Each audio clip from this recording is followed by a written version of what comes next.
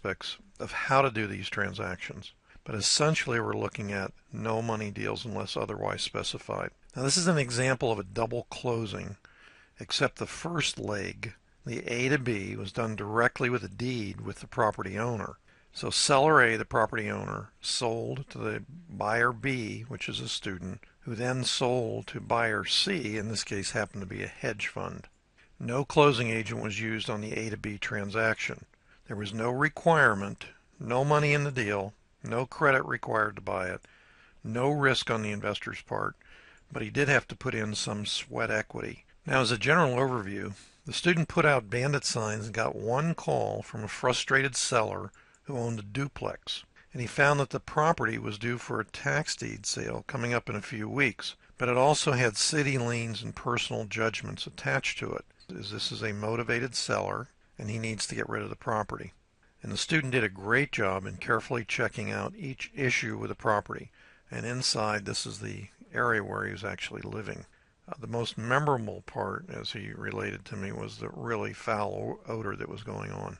Remember, that's the smell of money. You get into these properties that really stink, usually and those are the ones that most people walk away from, but they can all be cleaned up. Student offered to pay for all outstanding problems and net the seller $4,000 to walk away, and to simply go ahead and have the seller sign a warranty deed to the student and then go ahead and record it. The student did not pay the seller the full $1,000 up front. This is very, very important. As soon as the seller had vacated the premises, the student started a cleanup instead of simply wholesaling the property. That's one dumpster.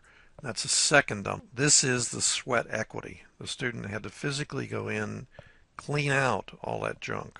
Let's get down to the bottom line here. Total of all that was $23,579. The student borrowed $25,000 from a private money lender.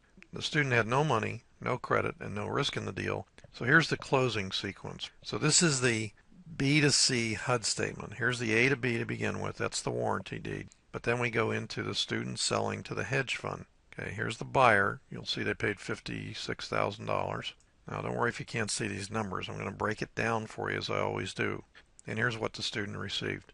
And this is the only number that's important, $54,577.23. So his net profit was $25,498. Now the key here is no money, no credit, and no risk in the transaction.